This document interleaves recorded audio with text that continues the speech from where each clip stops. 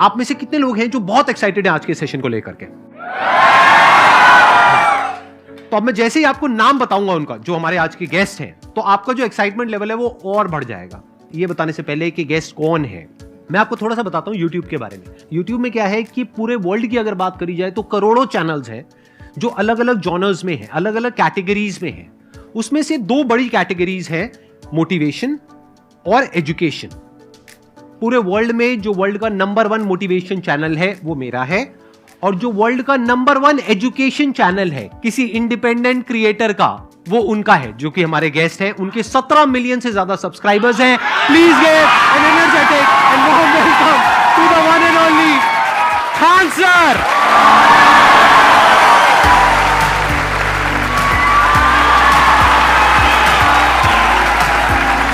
क्या हाल चाल जी, कैसे हैं आप?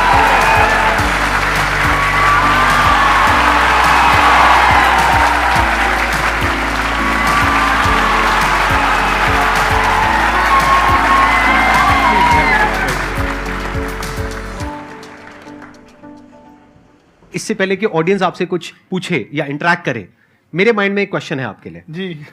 जो बच्चे हैं वो आपके इतने दीवाने क्यों हैं, इतने पागल क्यों हैं आपके पीछे? मतलब मेरे कमेंट सेक्शन में भरा पड़ा था, खान सर कब आएंगे, खान सर कब आएंगे। मतलब ऐसा क्या जादू कर दिया आपने बच्चों के ऊपर? ये सवाल हम आपसे भी पूछते हैं, हमारे पे भी इतना कमेंट आया, इतना मेरे तो ऑफिस में लोग चले आए कि सर कब जा रहे हैं। अच्छा। क्योंकि हम लोग का तो एग्जैक्ट है वही पढ़ाना है। हाँ।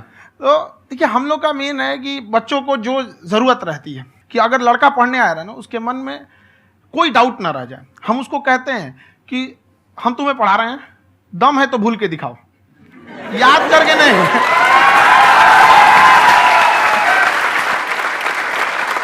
प्लस आप जिस प्राइस पॉइंट पे पढ़ा रहे हैं, आई थिंक वो सबसे कम है, वो बहुत ही कम है। सर ये जो फीस का कल्चर है, ये हमारा इंडियन कल्चर नहीं है। हमारा इंडियन कल्चर गुरु दक्षिणा है, उस हिसाब से वो सही है। ऑक्सीजन जैसे जिंदगी के लिए जरूरी है, वैसे एजुकेशन जरूरी है। कोई ये नहीं कह सकता है कि पैसे की वजह से वो खान सर के यहां से लौट गया। क्या बात है।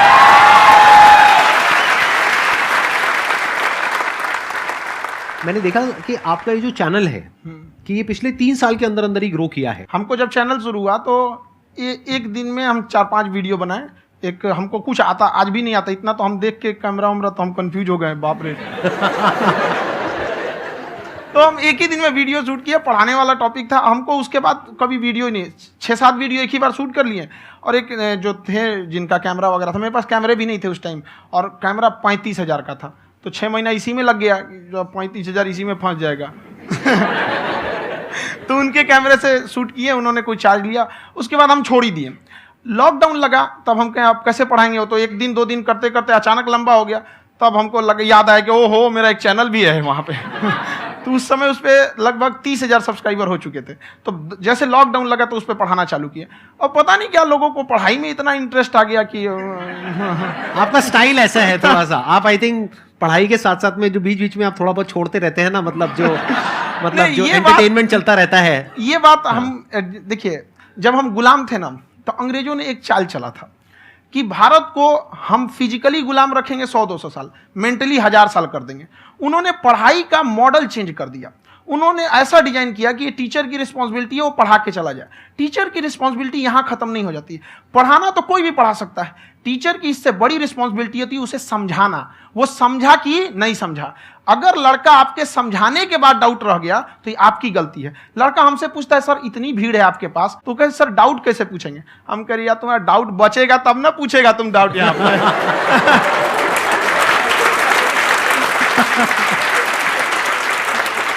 कॉन्फिडेंस नेक्स्ट लेवल है खान सर का, मानना पड़ेगा। और शायद यही वजह है इनकी जो ग्रोथ है उसका। किसी ने शायद सपने में भी नहीं सोचा होगा कि पिछले 2 साल के अंदर अंदर जो आपके चैनल की ग्रोथ हुई है, जैसे आप खुद ही बता रहे हैं कि लॉकडाउन के टाइम पे आपके 30,000 के करीब सब्सक्राइबर्स थे, आज की डेट में 17 मिलियन है। और मेरा एक क्वेश्चन और है, इससे पहले कि ऑडियंस में से आपसे कोई क्वेश्चन पूछे, कि कई बार आप ऐसे भी टॉपिक्स टच करते हैं जो थोड़े से कंट्रोवर्शियल हैं या थोड़े से सेंसिटिव हैं, जिसके ऊपर बात करने की हिम्मत आई थिंक बहुत ही कम लोगों में है। तो आपको कभी ये नहीं लगता है कि कहीं ज्यादा तो नहीं हो रहा है, इसको थोड़ा रोक देते हैं, थोड़ा कम कर देते हैं? क्योंकि कोई लाइन ही नहीं है वैसे तो बोलने को, तो आप कुछ भी बोल दो, कितना भी बोल दो। हुई है कंट्रोवर्सी बहुत बार। एक्चुअली बचपन से हमको फौज में जाना था, और फौज वालों के लिए ये सब मायने नहीं रखता। उसको करना है मतलब करना है, तुम सामने कुछ भी रहो, डजंट मैटर।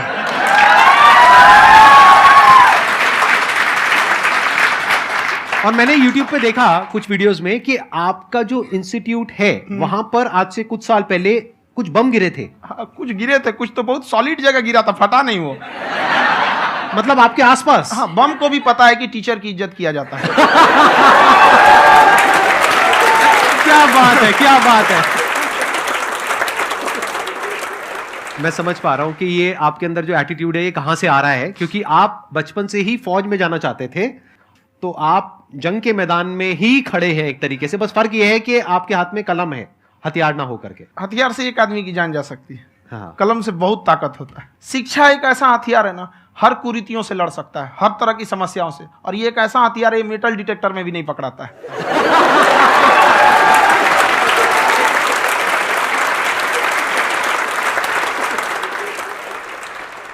मेरा क्वेश्चन ये है कि अभी प्राइवेट ऑर्गेनाइजेशंस में पीटने का, पनिशमेंट का ये सिस्टम जो है खत्म हो गया है। हम आपके वीडियो में देखे हैं सर कि आप एक बड़ा सा रोल रखे रहते हैं, पुलिस वाला लाठी है वो, पुलिस वाला लाठी है, और स्टेज पे बुला के बच्चों को उसी से धुनाई शुरू कर देते हैं मस्त एकदम से, है ना। तो सर मतलब कि बच्चे मतलब कि डरते नहीं है आपसे, और इस तरीके से कैसे कनेक्टेड हैं आपसे, है ना। और एक और क्वेश्चन सर, यूपीएससी का जो आप अपना बैच स्टार्ट करने वाले हैं, ठीक है, उसके बारे में बताइए सर, क्योंकि मुझे मतलब कुछ इशू करना है सर, ठीक है। और संदीप सर को देख लिए, मेरा तो वैसे ही हो जाना है।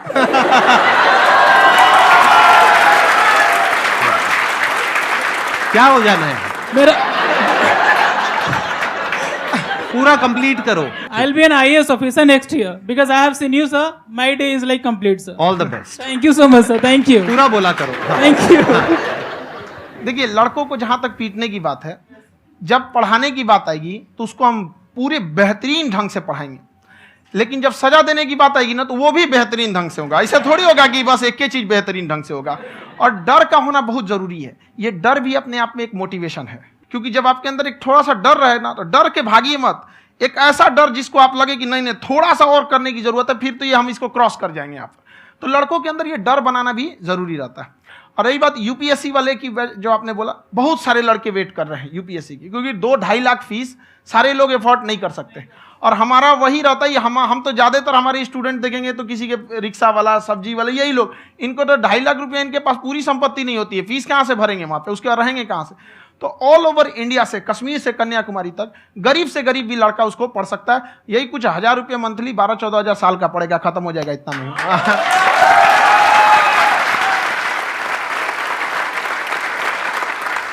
ये जो डंडे वाली बात इन्होंने कही, ये सच है? मतलब आप सच में एक डंडा रखते हो? पुलिस का ही है वो। और मारते हो? हाँ, कि मतलब अगर कोई लड़की छेड़ता है या ऐसा कोई भी उल्टा पुल्टा काम पढ़ाई करता लिखाई है, कुछ भी गलती करेंगे तो पिटाएंगे वो। यहाँ पे कैमरे पे ऑन कैमरा जैसा भी रहे, कुछ भी पिटाना तो उनको फिक्स है। एक तो कोई मतलब विधायक जी थे, उनके लड़का को पीट दिए, तो चला दल बल लेके अपना वहां पे। उसने घर पे नहीं बताया था कि सर ने पीटा है, बस बोल दिया कोचिंग में पीटा है। बाद में पता चला हम पीटे हैं, तो उसके पिताजी मेरे सामने और पीटे।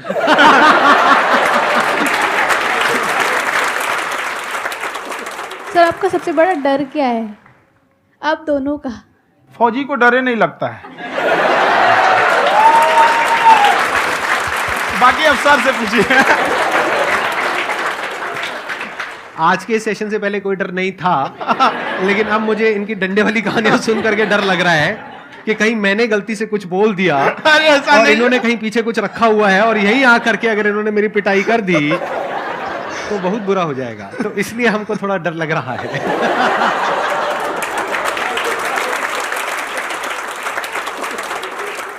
आपकी डेली कितने घंटे क्लासेस होती हैं? 6-7 घंटे। अभी भी खुद ही करते हो आप? हाँ, जो भी हमारे classes स्टाफ करते परेशान रहते हैं। हम 1:30-2 बजे सोते हैं, सुबह 6 बजे उठ जाते हैं, परेशान रहते हैं। हो? अरे इतना क्यों करते हो, है ना? कभी क्योंकि उनको भी साथ साथ लगना पड़ता है ना। उनको साथ साथ लगना पड़ता है। हम जग गए तो कोई सोया थोड़ी रहेगा, परेशान रहते, दिन में सोते ही नहीं है बेचारा, कहीं कहीं जाके सोते रहता है। तो हम सीट बांध दिए कि भाई तुम इस समय सो जाना, तुम इधर सो जाना। आपकी शादी हो गई है? नहीं हुई है अभी? मेरी खुशहाली देख के आप आइडिया लगा सकते हैं।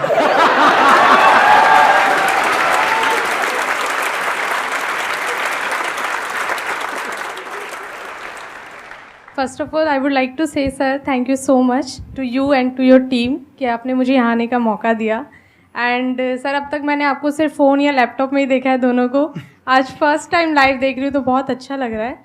तो मेरा क्वेश्चन ये है सर आपसे जब हम लाइफ में कोई डिसीज़न लेते हैं कि हमें ये पर्टिकुलर चीज़ करनी है, और क्योंकि हम डिसीज़न लेते हैं तो हमारी आदत है कि पहले हम 4 लोगों से पूछते हैं कि तू बता तेरी क्या राय है, तू बता तेरी क्या राय है।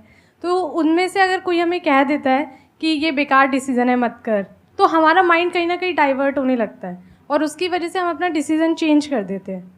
तो मेरा क्वेश्चन ये है कि कैसे हम अपने डिसीज़न पे स्टिक रहे, कैसे हम जो दूसरे के ओपिनियन है उनको अफेक्ट ना होने दें अपने ऊपर। दूसरे से सलाह लेने से पहले एक बार खुद उस पर रिसर्च कर लेना चाहिए, ताकि आप सामने वाला क्या सलाह दे रहा है आपको समझ में आना चाहिए। यहाँ पर ऐसा नहीं है कि कई बार ऐसे होते हैं कि दूसरे वाले को एक्सपीरियंस होता है, तो अगर आपको पहले से आइडिया है, उसके बारे में आप बेहतरीन ढंग से रिसर्च किए हैं कि क्या इसमें प्लस पॉइंट है क्या निगेटिव है, उसके बाद आप किसी से सलाह लेने जाइए। ये नहीं कि मन में आया सीधा बता गड़बड़ा जाएगा। तो वहाँ पे पहले आपको R&D करना पड़ता है, समझ में आया कि नहीं। और जिंदगी हो या गाड़ी, जीतेगा वही जो टाइम पे गियर चेंज कर रहा है। तो डिसीजन चेंज करना बहुत ज़्यादा गलत नहीं है। इन्होंने बहुत अच्छी बात कही है और मैं इसी बात में थोड़ा सा और ऐड ऑन करूंगा कि ये जो आपने कहा ना कि अपने डिसीजन पे स्टिक कैसे रहें, ये कोई अच्छी क्वालिटी नहीं है, क्योंकि टाइम टू टाइम आपको अपने डिसीजंस को चेंज करना होता है। जैसे आपने 4 लोगों से डिस्कस किया, कोई इंसान कुछ पॉजिटिव बोल रहा है, कोई नेगेटिव बोल रहा है, उससे फर्क नहीं पड़ना चाहिए। डिपेंड ये करता है कि वो जो बोल रहा है उसका बेसिस क्या है। क्या वो किसी नॉलेज या एक्सपीरियंस के बेस पे बोल रहा है या ऐसे ही कुछ भी बोल रहा है? ऐसे ही बोल रहा है तो फिर उसकी बात पे ध्यान क्यों दे रहे हो? अगर किसी नॉलेज या एक्सपीरियंस के बेस पे बोल रहा है, फिर चाहे वो पॉजिटिव बोल रहा है चाहे नेगेटिव बोल रहा है, दोनों ही मायने रखता है। उसके बाद में रिसर्च करनी है और फिर रिसर्च करने के बाद में फाइनल डिसीजन अपना खुद का होना चाहिए। अब वो डिसीजन उससे अलग भी हो सकता है जो आपने पहले लिया था, और वो सेम भी हो सकता है। सर मेरा क्वेश्चन दोनों से है आपसे, how to deal procrastination and laziness. हमारा ब्रेन है ना, ये बहुत आलसी टाइप का, इसको आराम खोजना पसंद है। अब थोड़ा सा भी अब इसको आराम की ओर लेके चलेगा ना तो फिर उधर ही रहेगा। आप सोचेंगे 10 मिनट आराम कर लेते हैं ना, तो 10 मिनट 2 घंटा बना देगा। उसको टॉर्चर कीजिए, चल 10 मिनट बाद में। उसको आप उस पर हावी मत, वो कह रहा है कि हमको आराम चाहिए, आपको हाँ आराम मिलेगा, पहले काम फिर मिलेगा आराम। तो आप उसके हिसाब से मत चल। आपका मन कर रहा है थोड़ा सा देख लेते हैं, कोई नोटिफिकेशन आया, आप कोई काम कर रहे हैं, क्यों पहले काम कर लीजिए, बाद में देखिएगा ना नोटिफिकेशन। आप हावी मत होने दीजिए यहाँ पे। अगर आप 5 मिनट भी थोड़ा सा लूज पड़े ना, थोड़ा सा कमर सीधा कर लेते हैं, 2 घंटा बर्बाद कर दिया आपको। हावी मत होने दीजिएगा उसको अपने ऊपर। प्रोक्रेस्टिनेशन को तोड़ने का एक ही तरीका है, सबसे छोटे लेवल पे ले जा करके उस गोल को तोड़ दो। यानी वो गोल बहुत बड़ा है, उसको ब्रेक डाउन करो, उसके सबसे पहले स्टेप पे आ जाओ कि उसको अचीव करने का सबसे पहला स्टेप क्या है। जैसे गाड़ी चलाना सीखना है, उसका सबसे पहला स्टेप क्या है। अगर घर में कोई नहीं है सिखाने वाला या सिखाने वाली, तो बाहर जा करके जो गाड़ी का ड्राइविंग स्कूल है उधर जा करके पैसे दे दो। अब फंस गए ना तो फंसा दो अपने आप को। दिमाग ये लगाओ कि अपने आप को कैसे फंसाया जाए। जब हम फंस जाते हैं ना तो फिर हमको वो काम करना ही पड़ता है। Then there is no looking back. जब तक आप सोच रहे हो तब तक सोच रहे हो, उसको बोलते हैं पैरालिसिस ऑफ एनालिसिस, कि आप सोचते चले जा रहे हो अपने माइंड में, मैं ये करूंगा वो करूंगा वो करूंगा वो करूंगा, और प्रोक्रेस्टिनेट हो रहा है, वो चीज टलती चली जा रही है। तो उसको छोटे से छोटे लेवल पे ब्रेक डाउन करके उसको कर दो, दैट इज नंबर 1। और जैसे ही करना शुरू करते हो, कोशिश करो कि उसको जब तक कि आप सही से नहीं कर लेते हो उसको छोड़ना नहीं है, तो आपकी लेजीनेस भी खत्म हो जाएगी। कई लोगों को तो हमने देखा जो सप्ताह में कुछ भी नहीं करता, वो भी संडे को आराम कर रहा है।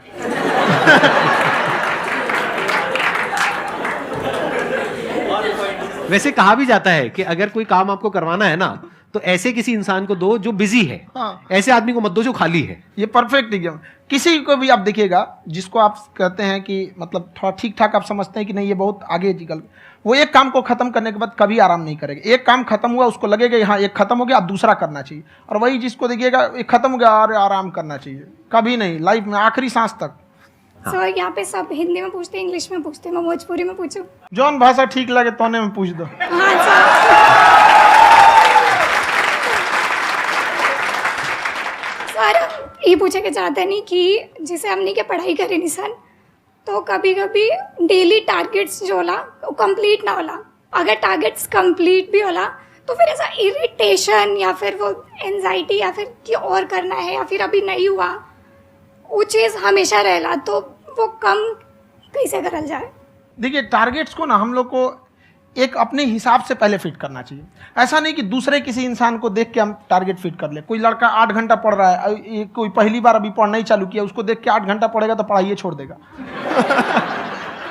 तो आप अपनी क्षमता के हिसाब से देखिए कि आप कितना पढ़ सकते हैं। अगर आपने एक घंटे को बना लिए कि हम 1 घंटा पढ़ सकते हैं, अगले 1 हफ्ते तक उसको सस्टेन रखिए। जिम में कैसे करते हैं लोग, पहले दिन उठा लीजिएगा 1 कुंटल तो हार्ट अटैक हो जाएगा। तो वो धीरे धीरे टारगेट सेट कीजिए और अपनी क्षमता को भी देखिए। हर इंसान की क्षमता अलग है। कंगारू को देख के हाथी छलांग मारेगा, पैर तोड़ के बैठ जाएगा।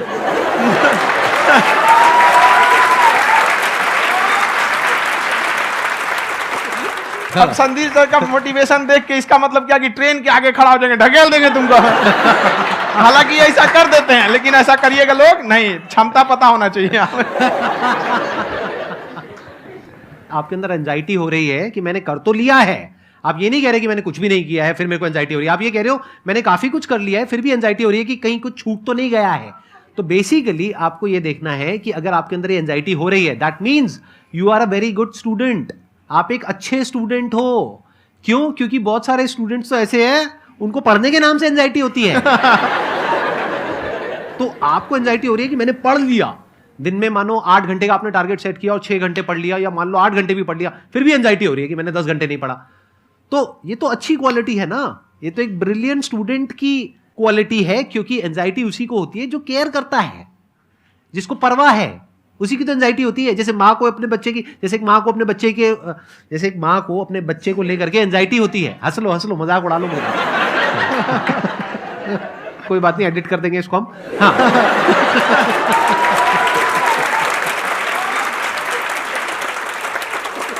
जैसे एक माँ है, उसको अपने बच्चे को लेकर के एंजाइटी होती है, थोड़ी सी भी तबीयत खराब हो जाए उसको एंजाइटी होती है, चाहे बच्चा ठीक भी है, डॉक्टर को नहीं होती है। क्यों? क्योंकि माँ को उस बच्चे से प्यार है। तो दैट मीन्स कि आप अपनी पढ़ाई को लेकर के सीरियस हो, इस वजह से आपके अंदर एंजाइटी हो रही है, विच इज नॉर्मल। जहां पर प्यार मोहब्बत होती है वहां पर थोड़ी बहुत एंजाइटी तो होती ही है ना। समझ रहे हो ना मैं क्या कहना चाह रहा हूं? आप लोग समझ रहे हो ना मैं कहां जा रहा हूं? जब वो किसी और से बात करती है तो एंजाइटी होती है ना।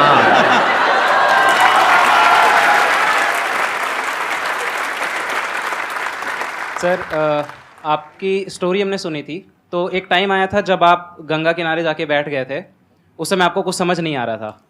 तो उस समय मतलब आपने ये डिसीजन कैसे लिया कि अब आगे नहीं, यहाँ से वापस जाना है? रास्ता ही नहीं था। घर जाने के लिए एटलीस्ट 90 रुपए चाहिए थे, जेब में 40 रुपए थे। कैसे घर जाते हैं? और हम गंगा के किनारे चुपचाप बैठे बैठे हम कहें कि अब बहुत टेंशन हो गया, अब घर जाना चाहिए। रूम पे तो किराए के रूम पे ही आदमी सारे लोग रहते। गए वहाँ पे तो रूम लॉक हो गया था। तुम खटखटाए तो ऊपर से गुस्सा से बोले जो ऑनर थे, क्या टाइम हो गया है? तुम कहे 9-10 बज रहा होगा। घड़ी देखिए तो 2 बज रहा था रात का, 2-2:30 बज गया था वहाँ। टेंशन में आप तो होता है, कई बार ऐसा समय आएगा कि लगेगा जैसे अब कुछ नहीं हो सकता है। तो इससे घबराना नहीं है। कभी कभी गुच्छे की आखिरी चाबी भी ताला खोल देती है। जो बातें आपने बताई कि घर में प्रॉब्लम्स ये तो बहुत लोगों ने फेस करी वहां पर, आप अकेले नहीं है, बहुत लोगों ने ये प्रॉब्लम्स फेस करी, बहुत तरह की प्रॉब्लम्स देखी, बहुत तरह की स्ट्रगल्स देखी, लेकिन वो सब इतने कामयाब नहीं हो पाए जितने कि आप हुए। तो आपके अंदर ऐसा कुछ ना कुछ है जो औरों के अंदर नहीं है। तो वो मैं जानना चाह रहा हूं कि वो ऐसा क्या था जहां से कि आपका दिमाग यहां तक सोच पा रहा है कि मैं पूरे इंडिया में इतने बड़े लेवल का चेंज लेकर के आ सकता हूं, एजुकेशन फील्ड में रेवोल्यूशन लेकर के आ सकता हूं। ये सोचना ही बहुत लोगों के बस का नहीं है। मेरी एक खुद की थिंकिंग, अगर हमको कोई 100 रुपए किसी काम के लिए दिया, हम सबसे यही कहते हैं, तो हम कोशिश करते हैं उसे 200 का रिटर्न दे। अगर कोई हमसे 200 रुपया फीस दे रहा है, 250 दे रहा है, तो हम उसको ये कोशिश करते हैं कि तुम्हें ऐसा लगे कि नहीं भैया हमने 10-20 हज़ार का पढ़ लिया यहाँ पर। वो ईमानदारी से कभी कमी नहीं। और हमेशा अगर हम प्रॉमिस एक्स का करते हैं तो डिलीवर 4x करना चाहते हैं। ध्यान से सुनना और ध्यान से समझना इस फर्क को। अगर आप समझ पाए तो बहुत आगे जाओगे लाइफ में। एक वो होते हैं जो ये सोचते हैं कि हमें सब कुछ मिल जाए, हमें कुछ भी करना ना पड़े। दूसरी कैटेगरी होती है लोगों की जिनको जितना मिलता है उसमें भी चोरी चकारी करते हैं या कोशिश करते हैं कि उससे कम दे सामने वाले को जितना कि हमें मिल रहा है। तीसरी कैटेगरी होती है लोगों की जो इनके जैसे लोग होते हैं। वो क्या करते हैं? वो ये सोचते हैं कि अगर मैंने किसी से 1 रुपए भी लिया, देखा जाए तो 200-250 रुपए कुछ भी नहीं होता है, 200-250 रुपए अगर मैंने लिया तो कैसे उसको 400 रुपए की वैल्यू दूं। ये जो थिंकिंग है ना, यही एक फर्क होता है एक ऐसे इंसान में जो बहुत आगे निकल जाता है और उस इंसान में जो मीडियोकर रह जाता है। आप अपने आप को अपने आप के ऊपर समय दीजिए, उसको डेवलप कीजिए। जब आप अपने आप के ऊपर खर्च करते हैं तो आने वाले समय में लोग गूगल पे आपको सर्च करते हैं। क्या बात है सर, ये आपने अभी बनाया है या ये कोई पुराना आपका वो है? बनते रहता है इसे, फ्लो में बन जाता है। आपके अंदर ना सर एक कवि छुपा हुआ है कहीं ना कहीं जो बाहर आना चाहता है। कभी ना कभी आपने सोचा होगा कुछ। हाँ, कभी कभी देखिए, एक चीज है, संगत का बहुत अच्छा असर पड़ता है। ये चीज को हमेशा, संगति का मतलब लोग हल्के में ले लेते हैं। संगति का मतलब होता है संग संग गति। तो अच्छे लोग के साथ रहेंगे तो संग संग अच्छी गति होती जाएगी, खराब में रहेंगे तो ये भी होता है। बट अपने आप को थोड़ा सोचना चाहिए कि हम केवल जी के मर जाएं इसके लिए नहीं आए हैं। लोग कहते हैं कि सर नाम क्यों नहीं बताते अपना। हमारी एक ही सोच है कि जाने के बाद इस दुनिया से हमको मतलब एक चीज देना चाहते हैं स्टूडेंट्स को, कि वो याद करें कि इस पैसे की भाग दौड़ की दुनिया में हर कोई दोनों हाथ से लूटने में लगा है खाली हाथ जाने के लिए। ये सबको लगा है। तो हर कोई को ये सोचना चाहिए कि था कोई इंसान जो इतने कम फीस में इतनी शिक्षा जो महंगी थी, जो कमाने का रास्ता था, उसको भी एकदम कंपटीशन इतना कर दिया कि अब लोगों को अपनी फीस बढ़ाने में डर लगता है कि अरे यार, लड़का कमेंट करता है कि खान सर इतना ले रहे हैं, आप बहुत बड़ा टीचर हो गए।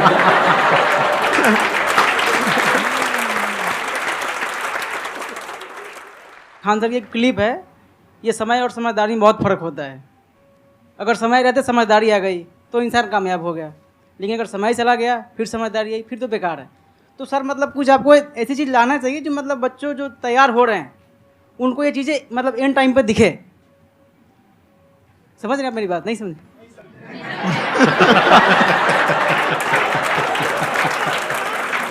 यही होता है सर, सर का मोटिवेशन ज्यादा हो जाता है। जब आप स्ट्रगलिंग फेज में हैं तो कम से कम चीजों को अपने ऊपर खर्च कीजिए, ज्यादा से ज्यादा सीखने में खर्च कीजिए। अगर आपको राजा बनने का शौक है तो गुलाम की तरह मेहनत करना सीखिए, तब राजा बनेंगे।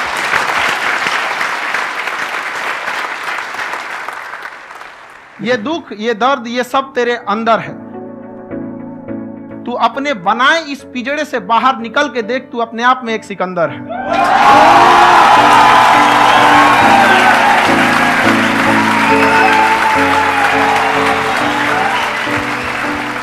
Thank you so much sir for coming. बहुत मजा आया मेरे को आपके साथ में इंटरेक्ट करके। आई एम श्योर आप लोगों को भी बहुत मजा आया होगा।